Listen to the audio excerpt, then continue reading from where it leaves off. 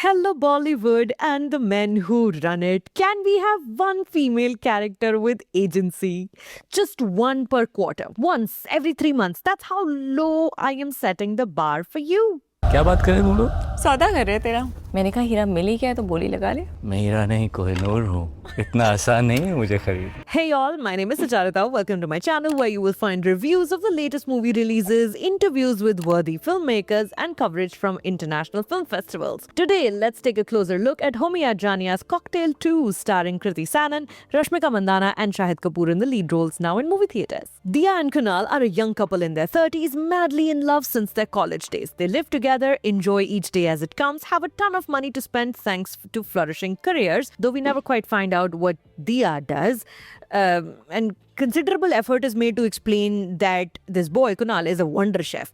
Anyway, the only thing they don't want to do is get married. A complication arises when an insecure Diya begins to imagine Kunal having affairs everywhere he goes. She thinks he's making out with somebody at the gym, at a spa, at work, thanks to his drunken, off-color remarks about a friend who got cheating one time. Her and a friend she hasn't seen in 10 years get together, cook up a ridiculously dumb plan to test Kunal's loyalty, only for all of it to go spectacularly wrong. Cocktail 2 begins with a generic AI can now generate this type of song, Tujhko, with Amitabh Bhattacharya's lyrics you've heard in every Preetham song this side of Ashiki 2. Jeene ki wajah tum ho. Sure, what's new? However, this song is set to a very lovely little montage which sets up this relationship that Kunal and Diya survived college, long distance dating, COVID, etc. to come out stronger the other side. The film, however, steadily weakens from this point.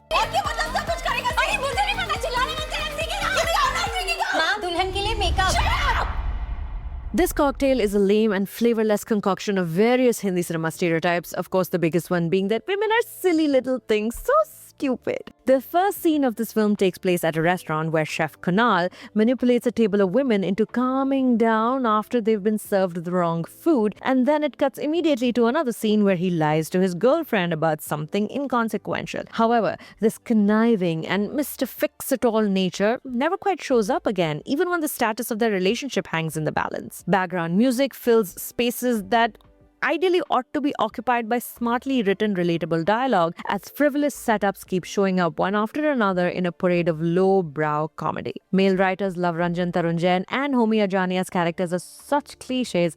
Kriti Sanon's Alicia enters the frame for the first time boob first, as underlay music claims she's Mamacita because, well, they're in Sicily. Ali is every man's fantasy girl, the hottest looking person in all the rooms she walks into, teaches dance, hates the idea of commitment, and has utilized all the results of all feminist movements that have given her any rights to come back around and make a man the center of her life one more time. Of course, this woman with liberal ideals and seemingly fulfilled life is empty and broken on the inside because she doesn't have a steady boy to love her. And she also talks in Ankur Warikoo speak inexplicably. Boriyat se hide and seek chal raha hai.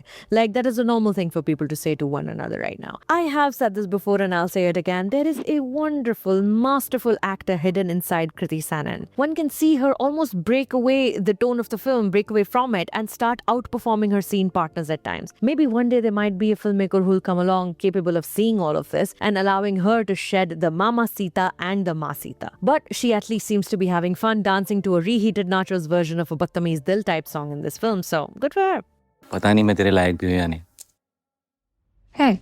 You can see the film's attempt to rely on the charm and magic and just beautifulness of its leading actors to deliver most of the entertainment to a paying audience. Shahid Kapoor, as gifted an actor as he may be, lacks the effortless charm Saif Ali Khan brought to Cocktail in 2012 or say Ranveer Singh brought to projects like Rocky Rani, Dil Dhadakne Do.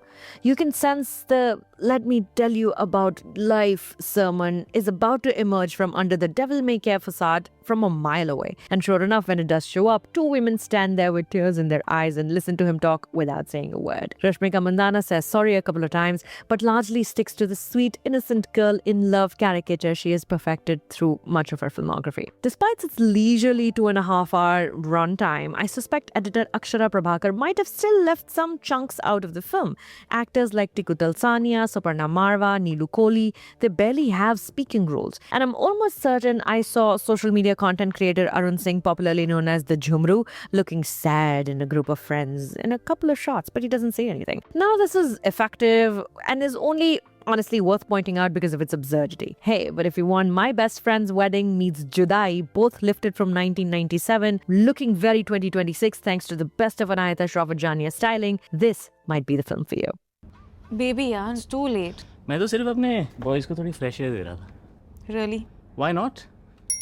For today's Relation My recommendation, the film that I'm about to mention to you now has absolutely nothing to do with Cocktail in any way, shape or form, but I must bring it up one more time here to remind you that The Voice of Hind Rajab is in Indian movie theaters this week. Buy a ticket, ask 2 of your friends to buy tickets, and then ask them to tell 2 more friends to buy tickets. I'm glad that Cocktail Friday afternoon show I was at was houseful, but this weekend, if you can budget for this another very important film, go check out The Voice of Hind Rajab. Here is my review of that film right here, and here's a conversation I had with the director Kauthar Ben Hania. Subscribe to this channel in case you haven't subscribed yet, because as of right now, these reviews are a free service that is being provided to you. If you would like it to stay that way, click that big red subscribe button underneath.